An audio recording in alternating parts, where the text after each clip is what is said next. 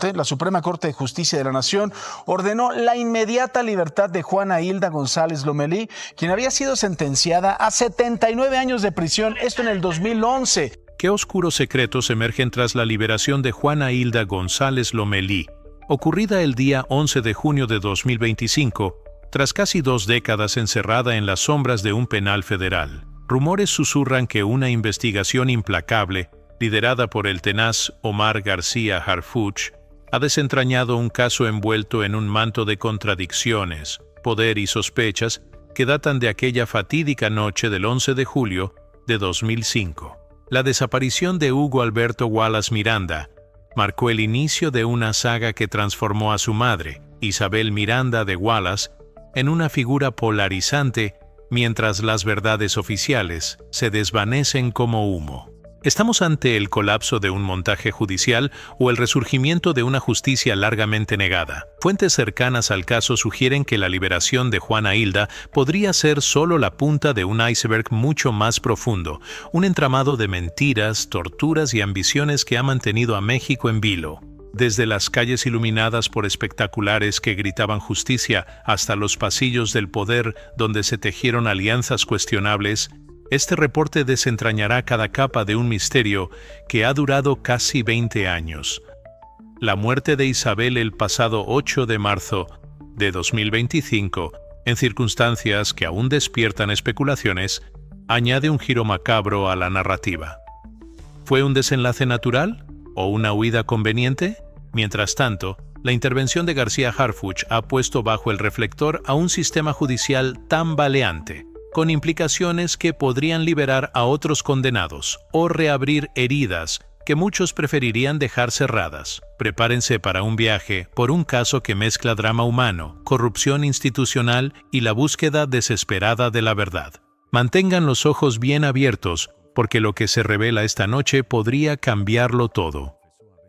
Sigan con nosotros para adentrarse en este laberinto de intriga. Dale me gusta y comenta si crees que todo fue una cortina de humo o, como le dicen los conocedores, caja china. La noche que desató el caos. Volvamos al punto de partida, a aquella noche del 11 de julio de 2005, cuando la tranquilidad de la Ciudad de México se fracturó bajo un manto de incertidumbre. Era una tarde calurosa, típica del verano, cuando Hugo Alberto Wallace Miranda, un joven de 31 años con un rostro que pocos conocían, pero que pronto se volvería icónico, desapareció sin dejar rastro en las inmediaciones de Plaza Universidad, un concurrido centro comercial en el sur de la capital. Este hombre, descrito por algunos como carismático y emprendedor, llevaba una vida que, a simple vista, parecía envidiable, pero que al escrutinio revelaba fisuras profundas. Hugo era hijo de Isabel Miranda de Wallace, una mujer de clase media que había construido un imperio en la publicidad exterior a través de su empresa Showcase, una red de espectaculares que dominaba los paisajes urbanos. Sin embargo, detrás de esa fachada de éxito familiar emergieron susurros de un pasado oscuro. Informes confidenciales, desenterrados años después, apuntan a que Hugo tenía antecedentes penales por contrabando de autopartes de motocicletas, con al menos 2 detenciones registradas antes de 2005. Amigos cercanos y una exnovia, Claudia Muñoz, confesaron en privado que él mismo admitió estar enredado en asuntos turbios que lo ponían en peligro, aunque los detalles siempre quedaron en la penumbra. ¿Era Hugo un simple empresario o un peón en un juego más grande, tal vez vinculado a deudas con el crimen organizado, como se especuló con el nombre de Edgar Valdés Villarreal? ¿La Barbie? Esa noche, Hugo salió solo, según la versión oficial, para disfrutar de una película o una cena con amigos, un hábito común para un joven de su edad en la vibrante capital. Sin embargo, cuando las horas pasaron y no regresó a casa, la alarma se encendió.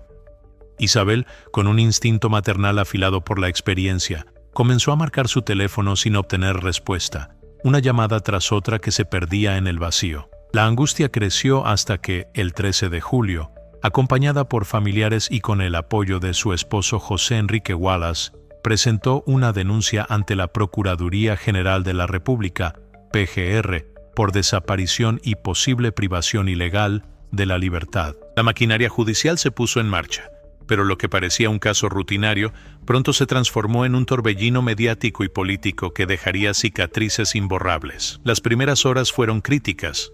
La Policía Federal Investigativa, AFI, rastreó el último paradero conocido de Hugo, pero los testigos eran escasos y las pistas vagas. Algunos vecinos reportaron haber visto una camioneta abandonada a pocas cuadras de un edificio en la colonia Insurgentes Mixcoac, lo que llevó a las autoridades a un departamento en la calle Peregrinos. Sin embargo, el cateo inicial el 15 de julio no arrojó evidencia concluyente, solo un silencio inquietante que alimentó las especulaciones. ¿Fue esta la noche en que un hombre desapareció o el momento en que comenzó a fraguarse una elaborada farsa? Los días siguientes revelarían que este caso estaba destinado a trascender, arrastrando consigo a inocentes y exponiendo las entrañas de un sistema judicial al borde del colapso. La evidencia que enciende la sospecha. Regresemos al verano de 2005, cuando la desaparición de Hugo Alberto Wallace Miranda desató una cacería que pronto se vio envuelta en sombras. Las autoridades, presionadas por la creciente alarma de Isabel Miranda de Wallace, centraron su atención en un departamento ubicado en la calle Peregrinos, número 6, en la colonia Insurgentes Mixcoac. Lo que encontraron allí, o más bien lo que no encontraron, marcaría el inicio de una narrativa que, con el tiempo, se tambalearía bajo el peso de las dudas. El primer cateo, ejecutado el 15 de julio de 2005 por agentes de la Policía Federal Investigativa, AFI, fue un fiasco silencioso. Los oficiales irrumpieron en el inmueble con la esperanza de hallar rastros de Hugo, guiados por el testimonio de un vecino que afirmó haber escuchado ruidos extraños y visto a hombres cargando algo que parecía un cuerpo la noche de la desaparición. Sin embargo, el departamento estaba impecable. Ni una mancha de sangre, ni un indicio de lucha, ni un solo objeto que conectara el lugar con el caso. Este vacío inicial alimentó la confusión, dejando a las autoridades con más preguntas que respuestas. ¿Había sido un error el enfoque? ¿O alguien había limpiado la escena con precisión quirúrgica? Los meses pasaron sin avances significativos, y la ausencia de una demanda de rescate, un elemento típico en casos de secuestro, intensificó las sospechas. Entonces, en un giro que parecía sacado de un guión teatral, el 18 de enero de 2006, un segundo cateo reveló una pista aparentemente decisiva: una gota de sangre oculta bajo una alfombra en el baño.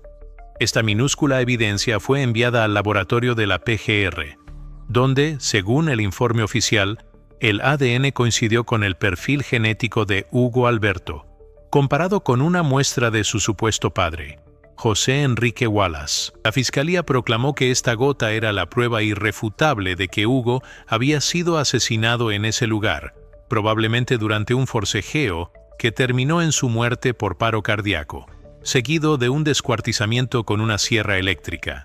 Sin embargo, la cadena de custodia de esta evidencia ha sido objeto de escrutinio feroz, con expertos cuestionando cómo una sola gota pudo sobrevivir meses sin contaminarse en un departamento aparentemente limpio. Aún más inquietante fue el hallazgo de que el ADN también coincidía parcialmente con Isabel y José Enrique, lo que levantó sospechas de manipulación o plantación deliberada. Peritajes independientes, desclasificados años después, sugieren que la muestra pudo haber sido alterada o introducida con fines específicos, un detalle que la PGR nunca investigó a fondo. Además, registros bancarios revelaron que la tarjeta de crédito de Hugo fue utilizada 9 días después de su supuesta muerte, el 20 de julio de 2005, en un establecimiento en el centro de la ciudad, un hecho que Isabel no reportó ni intentó rastrear con videos de seguridad. ¿Fue esto un descuido o una pista deliberadamente ignorada? La narrativa oficial se consolidó alrededor de esta gota de sangre, presentada como el ancla que justificaba la detención de los acusados. Sin embargo, la falta de un cuerpo, la ausencia de testigos directos y las contradicciones en los testimonios iniciales, los vecinos que afirmaron haber visto algo nunca fueron localizados para declarar oficialmente, sembraron las semillas de la duda. Fuentes cercanas al caso susurran que esta evidencia fue el primer ladrillo de un castillo construido sobre arenas movedizas, un montaje que resistió años hasta que las grietas comenzaron a hacerse visibles. ¿Qué se oculta tras esta prueba tan frágil? ¿Y quién tuvo el poder de moldearla a su conveniencia? El poder de Isabel y las sombras del sistema. Regresemos al año 2006, cuando Isabel Miranda de Wallace, impulsada por un dolor que parecía inagotable, transformó su desesperación en una fuerza imparable, dando inicio a una cruzada que cambiaría el rumbo de este misterio. Pero detrás de su ascenso como símbolo de justicia, se esconden sombras que sugieren una manipulación profunda del sistema judicial, un poder que pudo haber moldeado la verdad a su antojo. Tras la desaparición de su hijo Hugo Alberto el 11 de julio de 2005 y el hallazgo de la controvertida gota de sangre en 2006, Isabel se negó a esperar pasivamente a las autoridades. Con una determinación que rayaba en obsesión, lanzó una campaña mediática sin precedentes que inundó las calles de la Ciudad de México con espectaculares. Estos carteles, financiados por su empresa de publicidad exterior Showcase, exhibían los rostros y nombres de los supuestos culpables: Juana Hilda González, César Freire Morales, los hermanos Alberto y Antonio Castillo Cruz, Brenda Quevedo Cruz y Jacobo Tagle Dobín, junto a recompensas de hasta 250,000 pesos por información.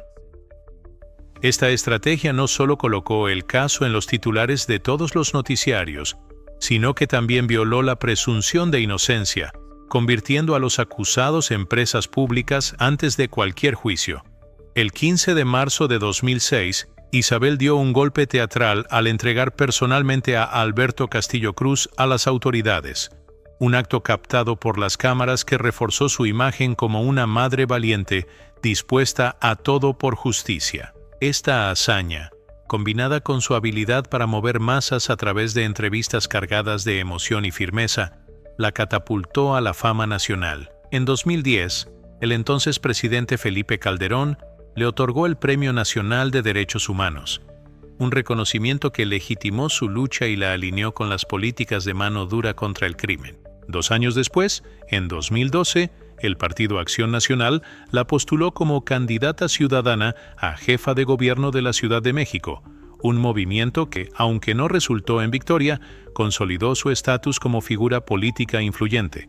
Sin embargo, detrás de este ascenso brillan indicios de una red de influencias cuestionables. Informes periodísticos de Anabel Hernández y Guadalupe Lizárraga señalan que Isabel mantuvo una relación cercana con Genaro García Luna, entonces secretario de Seguridad Pública, y ahora acusado de nexos con el narco, lo que pudo haberle dado acceso privilegiado a recursos policiales y judiciales. Documentos filtrados sugieren que su colaboración con la PGR incluyó la priorización de líneas de investigación que favorecían su narrativa, mientras se ignoraban pistas que apuntaban a la posible supervivencia de Hugo, como el uso de su tarjeta de crédito días después de la desaparición. Además, su fundación Alto al Secuestro, creada para apoyar a víctimas, se benefició de fondos gubernamentales y donaciones privadas, alimentando especulaciones sobre un posible uso político del caso durante el gobierno de Calderón. La influencia de Isabel no se limitó a los medios y las autoridades.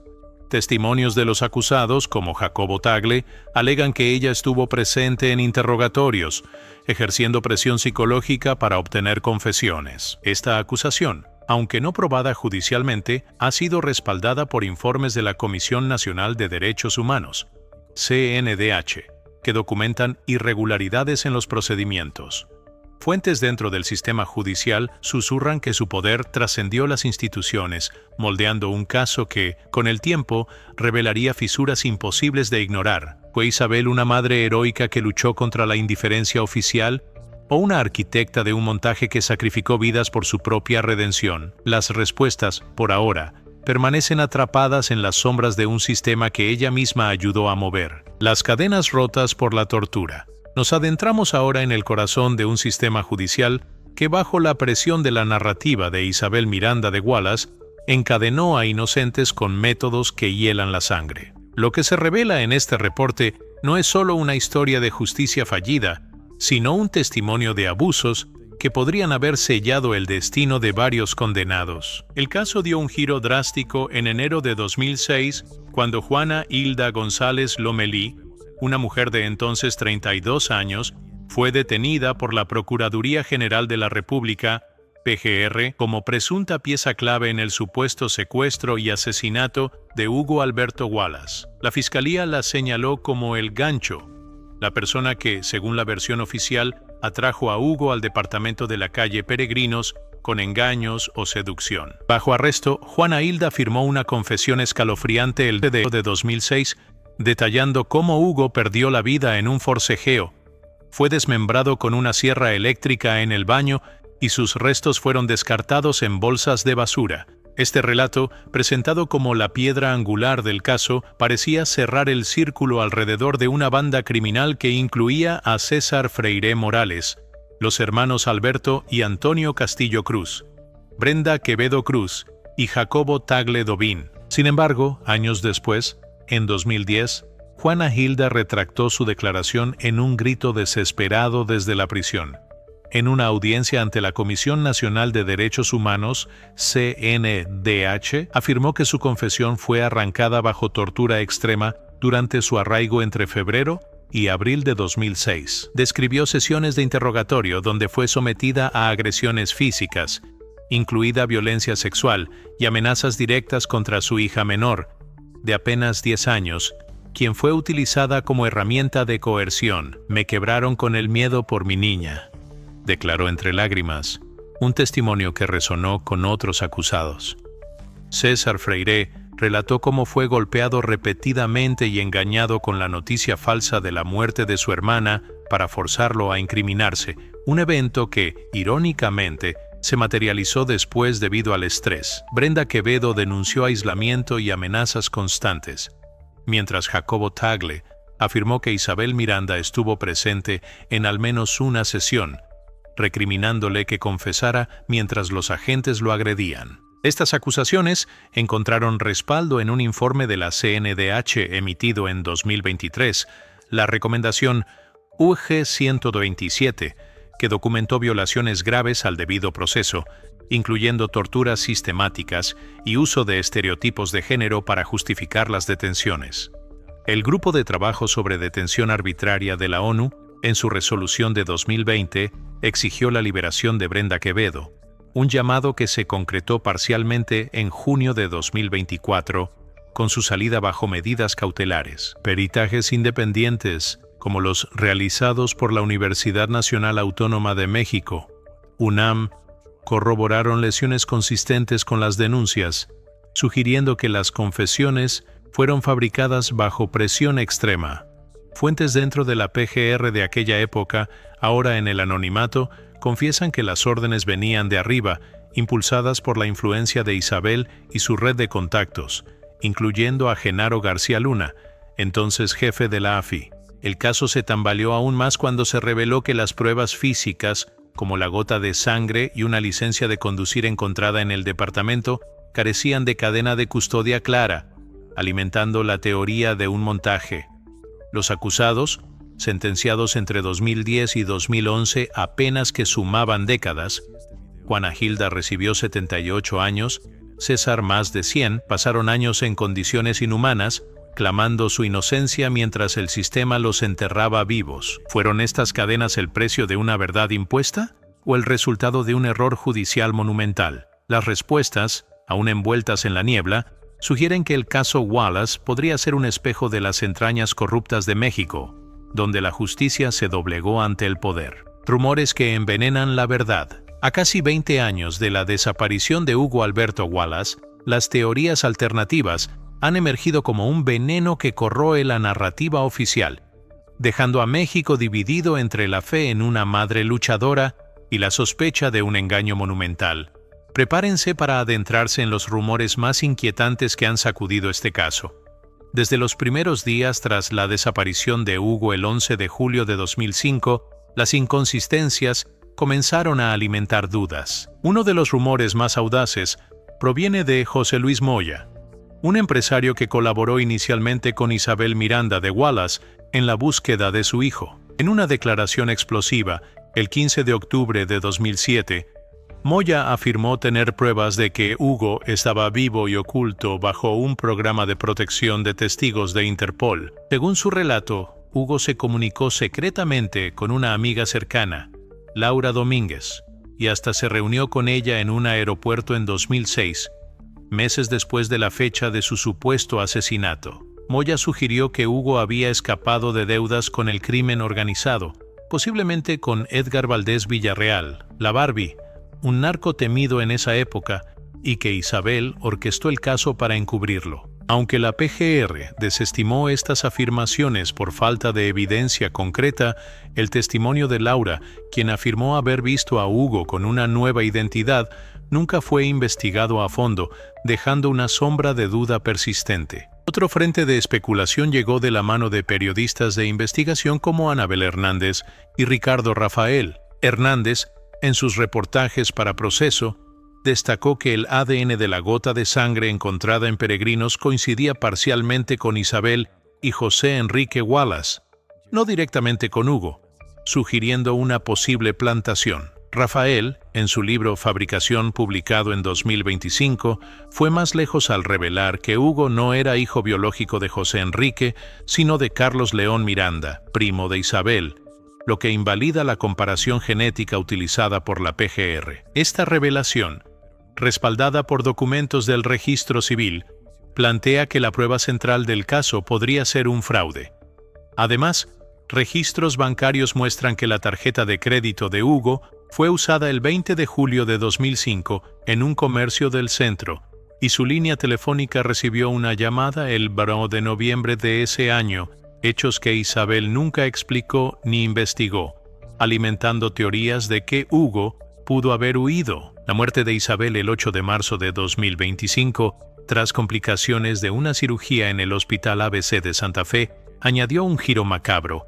El periodista Antonio Nieto anunció el deceso, pero la falta de un registro oficial inmediato y la rápida eliminación de sus redes sociales desataron especulaciones. Ricardo Rafael cuestionó si fue un fallecimiento conveniente, coincidiendo con avances judiciales a favor de los acusados, como la liberación de Brenda Quevedo en junio de 2024. Rumores de simulación o incluso venganza por parte de familias de los condenados circularon en redes, aunque sin pruebas sólidas. Fuentes anónimas dentro del gobierno sugieren que Isabel pudo haber temido un colapso de su narrativa, pero el misterio permanece intacto. Estas teorías no solo desafían la versión oficial, sino que apuntan a una posible colusión entre Isabel, las autoridades y figuras como Genaro García Luna, acusado de corrupción tras su arresto en 2020 en Estados Unidos. La conexión con la Barbie, quien operaba en la capital en 2005,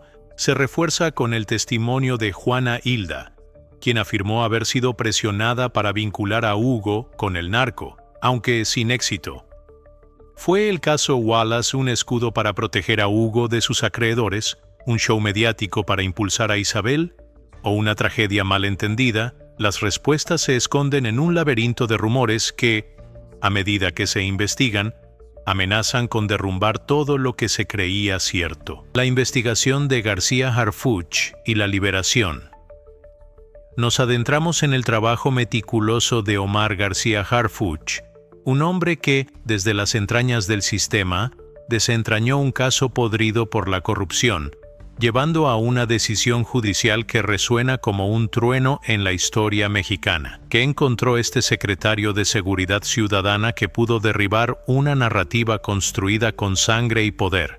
El año 2025 marcó el inicio de una nueva etapa en este enigma cuando García Harfuch, conocido por su lucha contra el crimen organizado y su supervivencia a un atentado en 2020, asumió la tarea de revisar el caso Wallace a petición de la Suprema Corte de Justicia de la Nación, CCJN. Con un equipo de investigadores forenses y analistas legales, comenzó a desmenuzar los expedientes acumulados desde 2005.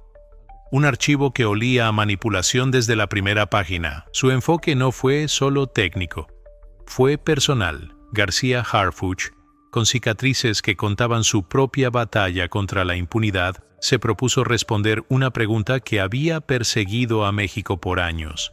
¿Qué tan profundo llegaba la podredumbre en este caso? Su investigación, iniciada en enero de 2025, reveló contradicciones que parecían una red de araña tejida con descuido. Las confesiones de Juana Hilda González, César Freire y los demás acusados, obtenidas bajo tortura según informes de la CNDH, fueron desmontadas como pruebas inválidas. García Harfuch ordenó una revisión independiente del ADN de la gota de sangre encontrada en Peregrinos, cuyos resultados, presentados el 15 de abril de 2025, confirmaron que la muestra estaba contaminada y que la comparación con José Enrique Wallace era científicamente insostenible, dado que Hugo no era su hijo biológico, un hecho respaldado por registros del Registro Civil que apuntaban a Carlos León Miranda como padre. Además, rastreó las transacciones de la tarjeta de crédito de Hugo, verificando su uso el 20 de julio de 2005 y una llamada a su teléfono el 1 de noviembre,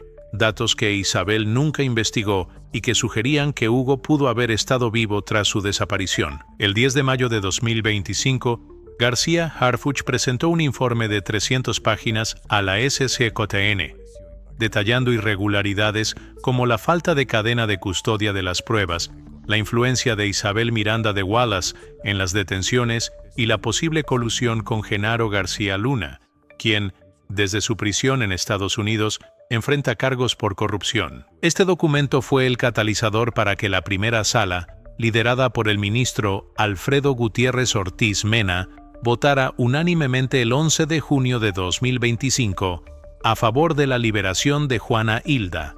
La Corte declaró nulas las confesiones por tortura y las pruebas derivadas, citando violaciones graves al debido proceso, incluyendo el uso de estereotipos de género y amenazas contra la hija de Juana, de 10 años en 2006. Juana Hilda, de 52 años, salió del Centro Federal de Readaptación Social, Ceferezo, número 16 en Morelos, alrededor de las 23:00 horas, escoltada por la Defensoría Pública Federal. Con el rostro marcado por el tiempo y el dolor, expresó en breves palabras: «Estoy en shock, pero agradezco a quienes lucharon por mí».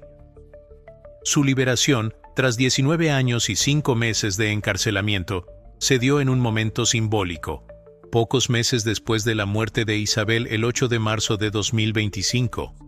Un hecho que algunos vinculan con la presión de un colapso inminente de su narrativa. García Harfuch, en una conferencia de prensa el 12 de junio, afirmó: «La justicia no tiene caducidad, pero el daño sí deja huellas». Su investigación no solo liberó a Juana, sino que abrió la puerta a revisar los casos de los demás condenados, un paso que podría redefinir la verdad detrás de este caso. ¿Qué más desenterrará esta cruzada por la justicia? El futuro de los condenados. El destino es incierto de los demás condenados, cuyas vidas han quedado suspendidas en un limbo de prisión y esperanza, mientras las revelaciones de Omar García Harfuch resuenan como un eco que podría cambiarlo todo. ¿Qué depara el futuro para estos hombres y mujeres atrapados en las sombras de un caso que se desmorona? La liberación de Juana Hilda, tras 19 años y 5 meses en el Centro Federal de Readaptación Social, Ceferezo, número 16 en Morelos, no es un final, sino un preludio. Junto a ella, otros 5 acusados: César Freire Morales, Alberto Castillo Cruz, Brenda Quevedo Cruz y Jacobo Tagle Dovín, enfrentan un destino que pende de un hilo tras las conclusiones de la investigación de García Harfuch. Estos individuos, sentenciados entre 2010 y 2011 por delitos como privación ilegal de la libertad, delincuencia organizada y homicidio, han pasado la mayor parte de su vida adulta tras las rejas, muchos de ellos bajo condiciones denunciadas como inhumanas por organismos internacionales. César Freire, considerado el supuesto líder del grupo, recibió una condena de más de 100 años en 2010, una sentencia que lo ha confinado en el Ceferezo número 1 en Almoloya. Desde su celda, ha denunciado agresiones físicas recurrentes por parte de guardias, mientras su madre y hermana, brevemente detenidas en 2012 por intentar entregarle víveres, luchan por su libertad. Los hermanos Alberto y Antonio Castillo Cruz, arrestados en 2006, cumplen sentencias de 70 y 85 años respectivamente en el Ceferezo número 12 en Guanajuato. A sus 42 años, presentan un deterioro físico y emocional evidente, con escasos contactos familiares debido a las restricciones y el estigma que los persigue. Brenda Quevedo, extraditada desde Estados Unidos en 2007, estuvo más de 15 años sin sentencia firme hasta su liberación bajo medidas cautelares con brazalete electrónico en junio de 2024, un paso que la SCJN revisa tras las nuevas evidencias. Jacobo Tagle, capturado en 2008 tras años en fuga, permanece en prisión preventiva en el reclusorio norte, enfrentando un proceso estancado desde hace más de una década. La investigación de García Harfuch, presentada a la Suprema Corte el 10 de mayo de 2025, ha abierto la posibilidad de revisar estos casos. El informe de 300 páginas detalla irregularidades sistemáticas, confesiones obtenidas bajo tortura, pruebas contaminadas y una cadena de custodia rota, respaldadas por peritajes de la UNAM y recomendaciones de la CNDH, la Oficina del Alto Comisionado de las Naciones Unidas para los Derechos Humanos, ONU-DH, celebró la liberación de Juana como un avance, exigiendo una reevaluación integral de los condenados. Fuentes judiciales indican que la primera sala podría atraer los casos en los próximos meses, un proceso que podría culminar en liberaciones o nuevas condenas basadas en evidencia legítima. Sin embargo, el camino no está libre de obstáculos. Familias de las víctimas y seguidores de Isabel Miranda de Wallace, fallecida el 8 de marzo de 2025, han organizado protestas, argumentando que liberar a los acusados insulta la memoria de Hugo. Por otro lado, los defensores de los condenados, como la Defensoría Pública Federal, ven una oportunidad para reparar un daño histórico. El caso ha dividido a la sociedad. Algunos lo consideran un ejemplo de justicia torcida por el poder, mientras otros lo ven como un recordatorio de la lucha contra el crimen.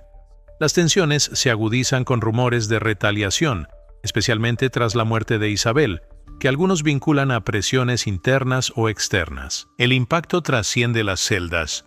Organizaciones como Amnistía Internacional han pedido una investigación sobre la posible colusión de Genaro García Luna, exsecretario de Seguridad Pública, cuyos vínculos con Isabel podrían haber influido en las detenciones. Mientras tanto, las familias de los condenados, como la de Juana Hilda, quien se reunió con sus hijas tras su liberación, claman por sanación, aunque el estigma persiste. El caso Wallace, una vez un símbolo de lucha contra el secuestro, se ha convertido en un espejo de las fallas del sistema, donde la verdad sigue siendo un premio esquivo. ¿Liberación total o un nuevo juicio? El futuro de estos condenados pende de un hilo, y México espera con el aliento contenido. La investigación de Omar García Harfuch ha arrojado luz sobre un caso construido sobre cimientos de arena, confesiones arrancadas bajo tortura, pruebas contaminadas como la gota de sangre de peregrinos y una narrativa oficial moldeada por la influencia de Isabel Miranda de Wallace. La liberación de Juana Hilda, tras 19 años y 5 meses de encarcelamiento, marca un triunfo tardío de la justicia, pero también un recordatorio doloroso de los errores del pasado. Los demás condenados, César Freire, los hermanos Castillo Cruz, Brenda Quevedo y Jacobo Tagle, esperan en sus celdas, con sus casos pendientes de revisión por la Suprema Corte, un proceso que podría liberarlos o condenarlos de nuevo bajo una luz más clara. La figura de Isabel, fallecida el 8 de marzo de 2025, permanece en el centro del debate. ¿Fue una madre heroica que luchó contra la indiferencia institucional o una arquitecta de un montaje que sacrificó vidas por su propia verdad? Las teorías de José Luis Moya, que sugieren que Hugo vive bajo protección de Interpol, y los hallazgos de Anabel Hernández y Ricardo Rafael, que señalan un ADN falso y el uso de su tarjeta post-desaparición, alimentan la posibilidad de que este caso sea un engaño orquestado. Sin embargo, sin el cuerpo de Hugo ni pruebas definitivas, la duda persiste como una herida abierta. Este caso ha expuesto las grietas de un sistema judicial vulnerable a la corrupción, donde figuras como Genaro García Luna pudieron haber jugado un papel oscuro. La sociedad mexicana se encuentra dividida. Algunos ven en la liberación de Juana un paso hacia la reparación, mientras otros temen que libere a culpables reales. Las protestas en las calles y los llamados de la ONU-DH reflejan un país en busca de respuestas. ¿Fue Hugo asesinado en un ajuste de cuentas, escondido por deudas con el narco, o víctima de una farsa que benefició a su madre. La verdad sigue siendo un premio esquivo, un rompecabezas que, al día de hoy, permanece incompleto. Reflexione por un momento. ¿Hasta dónde llegaría usted por justicia? ¿Y qué costo estaría dispuesto a pagar? El caso Wallace no es solo la historia de una desaparición, sino un reflejo de las ambiciones, los errores y las esperanzas de una nación. ¿Y tú crees que Isabel Miranda de Wallace en realidad falleció? ¿O simplemente se dio a la fuga para evitar revelar la verdad?